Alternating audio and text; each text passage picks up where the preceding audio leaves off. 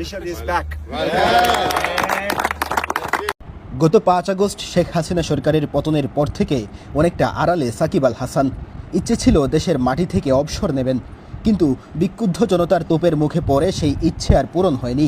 ফলে কার্যত সেখানেই তার ক্যারিয়ার শেষ দেখছিলেন সবাই। জাতীয় দলের দরজা বন্ধ হয়ে যাওয়ার পর ঘরোয়া ক্রিকেটে উপেক্ষিত ছিলেন সাবেক এই বিশ্বসেরা অলরাউন্ডার।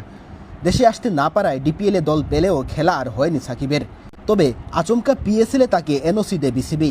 ফলে লাহোর কালান্দার্সের হয়ে খেলতে এই মুহূর্তে পাকিস্তানে অবস্থান করছেন তিনি। লাহোর কালান্দার্সের হয়ে ইতিমধ্যে 3 ম্যাচ খেলে ফেলেছেন সাকিব। একই দলে আছেন আরও 2 বাংলাদেশি ক্রিকেটার রিশাদ হুসাইন এবং মেহেদী হাসান মিরাজ। সাকিব 3 ম্যাচ খেললেও রিশাদ শুরু থেকেই দলের সাথে ছিলেন। তবে মাঝখানে ভারত পাকিস্তান উত্তেজনার মধ্যে পিএসএল স্থগিত হলে দেশে ফেরত আসেন রিশাদ। এরপর আরব আমিরাত সিরিজে বাংলাদেশ দলের সাথে যুক্ত হন তিনি। আরব আমিরাতের সাথে সিরিজ শেষ করে আবারও পাকিস্তান ফিরে গেছেন রিশাদ, যার কারণে আজ ইসলামাবাদ ইউনাইটেডের বিপক্ষে একসাথে মাঠে নামেন সাকিব এবং রিশাদ। খেলতে নেমে ব্যাট হাতে দুজনেই ব্যর্থ। রিশাদ 5 রান করতে পারলেও 0 রানে সাজঘরে ফিরে গেছেন সাকিব।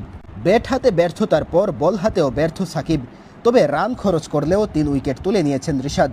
3 ওভার বল করে সাকিব রান দিয়েছেন 27। একই সাথে 3 ওভারে 34 রান দিয়ে রিশাদ নিয়েছেন 3 উইকেট।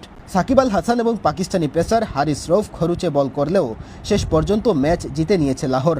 মাত্র 15 ওভার 1 বলেই গুটিয়ে গিয়েছে ইসলামাবাদ ইউনাইটেড। রিশাদের পাশাপাশি 3টি করে উইকেট নিয়েছেন শাহিন আফ্রিদি ও সালমান মির্জা, আর তাতেই 107 রানে গুটিয়ে যায় ইসলামাবাদ।